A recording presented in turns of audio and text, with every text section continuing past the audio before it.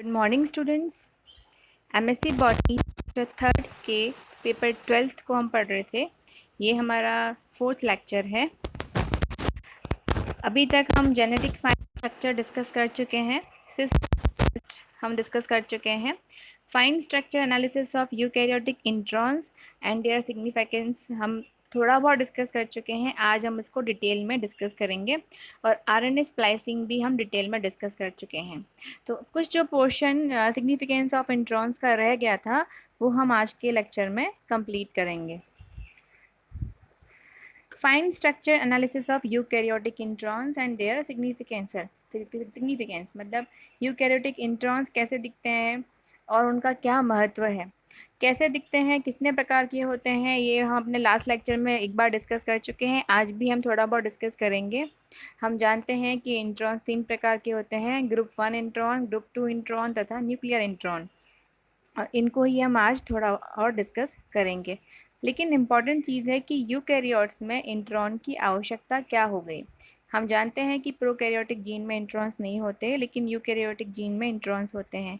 तो ये इंट्रॉन्स यदि है किसी डीएन जीन में तो इसकी इम्पॉर्टेंस क्या है, क्यों इन्हें डाला गया है, यही हम डिस्कस करेंगे वन बाय वन। पहला पॉइंट है introns allow the creation of different proteins from same gene. आपके समक्ष एक ही जीन है, उसमें उस जीन के अलग अलग एक्सॉन के कॉम्बिनेशन करके आप डिफरेंट डिफरेंट प्रोटीन्स बना सकते हैं। समझ रहे हैं आप? जैसे आपके पास खाना बनाने की समस्त वस्तुएं जो भी आपके पूरे जीवन काल में काम में आने वाली है वो आपके पास विद्यमान है, लेकिन आप सारा खाना एक साथ तो नहीं बनाएंगे। आपको जिस चीज़ की आवश्यकता होगी आप वो उसको काम में लेते रहेंगे। उसी प्रकार से हमारे शरीर को जो भी प्रोटीन चाहिए अपने पूरे जीवन में, उसका पूरा जीन, उस प्रोटीन को बनाने वाले पूरे जीन हमारे शरीर में विद्यमान है, लेकिन वो जीन हमेशा एक्टिव नहीं रहते। आवश्यकता पड़ने पर वे स्विच ऑन होते हैं तथा आवश्यकता नहीं होने पे वे स्विच ऑफ होते हैं। और ये किस प्रकार से होता है? इंट्रॉन्स, जैसे मान लो जिस जीन की आपको आवश्यकता है, जिसकी आवश्यकता नहीं है, वह इंट्रॉन्स बन जाते हैं, मतलब ये जो जिनकी कोडिंग नहीं होती, और जिनकी आवश्यकता है वो एक्सॉन्स के रूप में अपने आप को अभिव्यक्त करते हैं। आगे हम इसको और डिटेल में पढ़ेंगे कि किस प्रकार से एक ही जीन से हम विभिन्न प्रकार के प्रोटीन बना सकते हैं, केवल और केवल यूकैरियोट्स में। प्रोकैरियोट्स में क्योंकि उनको ज़्यादा प्रोटीन की आवश्यकता ही नहीं होती, तो उनके जीनोम में इंट्रॉन्स और एक्सॉन्स नहीं होते, उनका जीनोम अपने आप को अभिव्यक्त करने में सक्षम होता है। तो ये अंतर है मुख्य प्रोकैरियोटिक और यूकैरियोटिक जीनोम में। नेक्स्ट है इसका उपयोग। इंट्रॉन्स का पहला उपयोग क्या हो गया कि विभिन्न प्रकार, एक ही जीन से विभिन्न प्रकार के प्रोटीन्स का निर्माण करना। दूसरा है in self splicing introns itself act as an enzyme. हम पढ़ चुके हैं ग्रुप 1 और ग्रुप 2 इंट्रॉन। हम जानते हैं कि यह स्वयं अपने आप को स्प्लाइस करते हैं, तो इंट्रॉन्स स्प्लाइसिंग के भी काम के हैं, सेल्फ स्प्लाइसिंग करते हैं ये, तो इसमें भी इनका महत्व है। नेक्स्ट है the position of intron is conserve through out evolution. Introns की जो पोजीशन होती है, जो उनकी स्थिति होती है, कहाँ उनकी स्थिति? किसी जीन में। जीन क्या है? डीएनए का भाग। तो वहाँ पे जो उसकी स्थिति है वह इवोल्यूशन, उद्विकास के दौरान वह स्थिति एक जगह पर स्टेबल रहती है या निश्चित रहती है। इसका फ़ायदा क्या है? इसका फ़ायदा ये है कि यदि हमको किन्हीं दो ऑर्गेनिज्म के अंदर समानता या असमानता दर्शानी है तो हम उनके इंट्रॉन्स की स्थिति के द्वारा ज्ञात कर सकते हैं कि वे एक दूसरे के नियर बाई है अथवा दूर दूर है। तो इसको हम एवोल्यूशन की स्टडी में भी काम में ले सकते हैं। ये इसका तीसरा सिग्निफिकेंस है। Then protein domains are frequently encoded in defined sets of exons. अब यहाँ पे भी ये है कि एक प्रोटीन बहुत सारे डोमेन से बना होता है। अब यहाँ और पर्टिकुलर प्रोटीन को बनाने के लिए एक सेट ऑफ एक्सॉन्स होता है, तो वो सेट ऑफ एक्सॉन्स किसी पर्टिकुलर प्रोटीन डोमेन को बनाएगा, बाद में चाहे वो डोमेन्स आपस में मिल जाते हैं। तो ये बेसिकली वही चीज़ है जो हमने पहले डिस्कस की थी कि एक ही जीन से बहुत सारे कॉम्बिनेशंस मिल जाते हैं हमको प्रोटीन्स के।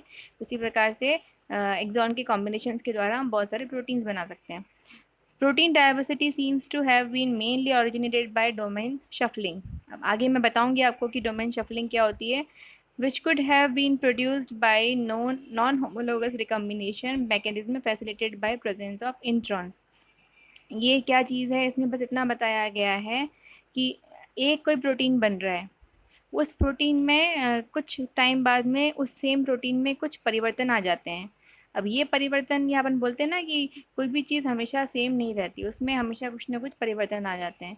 और किसी एक पर्टिकुलर प्रोटीन में परिवर्तन क्यों आ गया, उसको बनाने वाला जीन तो वही है, क्योंकि उसके बनाने वाले जीन में कुछ थोड़ा बहुत परिवर्तन आ गया।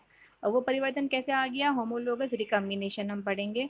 और ये होमोलोगस रिकम्बिनेशन मेनली इंट्रॉन्स के कारण होता है। वो कैसे हम बताऊंगी आपको आगे एक डायग्राम के द्वारा। तो मुख्य रूप से ये 5 बिंदु है जो हमको बताते हैं कि इंट्रॉन्स का क्या महत्व है।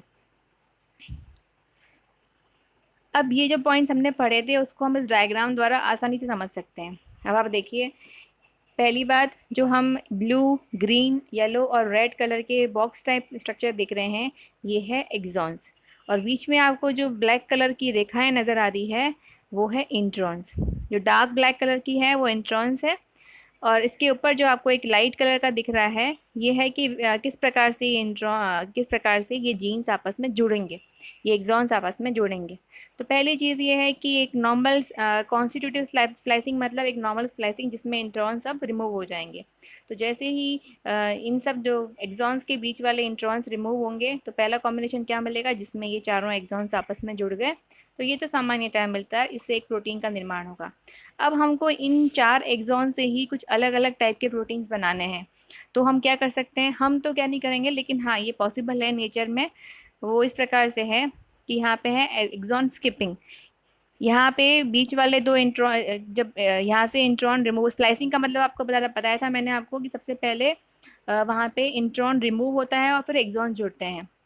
जब यहाँ पे इंट्रॉन्स रिमूव हुए तो एक्सॉन किस प्रकार से जुड़ेंगे वो भी निर्धारित करता है कि कौन सा प्रोटीन बनेगा। तो जैसे अगर एक्सॉन स्किपिंग, यहाँ पे जो येलो कलर वाला एक्सॉन है, एक्सॉन 3, उसमें उसको यदि छोड़ दिया जाएगा तो आप देख रहे हैं 3 एक्सॉन्स का कॉम्बिनेशन बना है, ये अलग प्रकार का जीन बनाएगा। तो ये हो गया एक अलग प्रकार का जीन। नेक्स्ट है म्यूचुअली एक्सक्लूसिव एक्सॉन्स। यहाँ पे क्या है कि एक अलग तरह का कॉम्बिनेशन बना है। आप देख रहे हैं कि फर्स्ट के बाद में थर्ड एंड फोर्थ, और उसके अतिरिक्त फर्स्ट के साथ में सेकंड और फोर्थ। तो ये एक अलग प्रकार का कॉम्बिनेशन बना है। इसी प्रकार से कई बार ऐसा भी होता है कि एक्सॉन बीच में ही टूट जाते हैं और वे आधा एक्सॉन इंट्रॉन के साथ में निकल जाता है और आधा बचा हुआ एक्सॉन के साथ में जुड़ जाता है। तो इस प्रकार से ये आपको बस समझाने का तात्पर्य ये है, आपको सारा ये जो टर्म्स है ये आपको याद करने की आवश्यकता नहीं है कि ऑल्टरनेटिव 5' प्राइम डोनर साइड क्या होती है या ऑल्टरनेटिव 3' प्राइम एक्सेप्टर साइड क्या होती है। ये सब आपको नहीं पढ़ना है। आपको सिर्फ मैं इस डायग्राम द्वारा ये समझाना चाहती हूँ कि किस प्रकार से हम एक पर्टिकुलर जीन जो कि आपको दे रखा है उसी हम बहुत सारे, लेफ्ट साइड में जो है वो है जीन से बना हुआ क्या बनता है, mRNA। तो ये जो लेफ्ट साइड में है ये बेसिकली क्या है, प्री mRNA, और राइट साइड में जो है वो है mRNA। तो आप देख रहे हैं कि एक जीन से कितने प्रकार के mRNA बन सकते हैं।